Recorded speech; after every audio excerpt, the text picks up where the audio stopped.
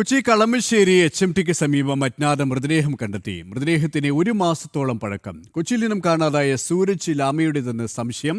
പ്രത്യേക സംഘം നടത്തിയ തിരച്ചിലിനൊടുവിലാണ് മൃതദേഹം കണ്ടെത്തിയത്. സൂരജ് ലാമയുടെ മകനോട് കൊച്ചിയിലെത്താൻ പോലീസ് നിർദ്ദേശം നൽകി. വിശദാംശങ്ങളുമായി മിഥുൻ അയ്യപ്പൻ ചേരുകയാണ്. മിഥുൻ, എപ്പോഴാണ് ഈ മൃതദേഹം കണ്ടെത്തിയത്? സൂരജ് ലാമയുടേതാണോ എന്നുള്ള സംശയം ബലപ്പെടുകയാണ്. അത് സ്ഥിരീകരിക്കാനുള്ള പോലീസിന്റെ അന്വേഷണവും ഇടപെടലും ഇരു തരത്തിലുമാണ്. ഇന്ന് രാവിലെയോടെയാണ് കളമശ്ശേരി HMTക്ക് സമീപത്തെ ആളൊഴിഞ്ഞ പ്രദേശത്തു നിന്ന് ഈ ഒരു മൃതദേഹം കണ്ടെത്തിയത്. ഒരു വനം പോലെയുള്ള പ്രദേശമാണ്. അവിടെയാണ് മൃതദേഹം കണ്ടെത്തിയത്. ഏതാണ്ട് 1 മാസത്തോളം പഴക്കം ഇതിനുണ്ട്. തിരിച്ചറിയാനാകാത്ത നിലയിലാണ് മൃതദേഹമുള്ളത്. ഇപ്പോൾ പോലീസ് പ്രാഥമികമായി സംശയിക്കുന്നത് ഇത് കൊച്ചിയിൽ നിന്ന് കാണാതായിട്ടുള്ള കുവൈത്ത് വ്യവസായി സൂരജ് ലാമയുടേതാണ് ഈ മൃതദേഹം എന്നാണ് ഇപ്പോൾ പ്രാഥമികമായി സംശയിക്കുന്നത്.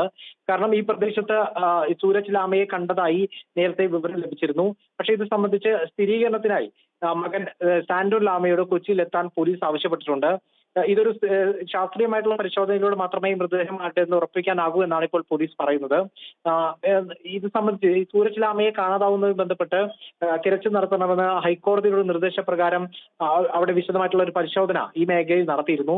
പ്രത്യേക സംഘം നടത്തിയ തിരച്ചിലിനിടെയാണ് മൃതദേഹം കണ്ടെത്തിയിട്ടുള്ളത്. നേരത്തെ പോലീസ് ഡോഗ് സ്ക്വാഡ് എല്ലാം പരിശോധന നടത്തിയിരുന്നതിന്റെ ഭാഗമായി കുവൈത്തിൽ റെസ്റ്റോറന്റുകളുടെ ഉടമയാണ് ഈ സൂരജ് ലാമ.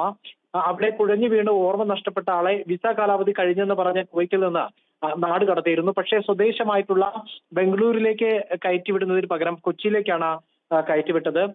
ഇവിടെ ഓർമ്മയില്ലാതെ കൊച്ചിയിൽ അലഞ്ഞു തിരികെയാണ് ഉണ്ടായത്. പിന്നീട് മകൻ സാന്റോൻ ലാമ ഇവിടേക്ക് എത്തി.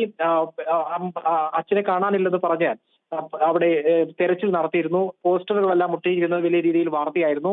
പിന്നീടാണ് ഇപ്പോൾ കോടതിയുടെ ഇടപെടലിനെ തുടർന്ന് ശക്തമായിട്ടുള്ള പരിശോധന നടത്തുകയും എല്ലാം ഇതിനിടയിലാണ് ഇപ്പോൾ മൃതദേഹം കണ്ടെത്തിയിട്ടുള്ളത്. പക്ഷേ ഇത് ലാമയുടേതാണോ എന്ന് ഉറപ്പിക്കാനായിട്ടില്ല. ശാസ്ത്രീയ പരിശോധനകൾ അനിവാര്യമാണ്.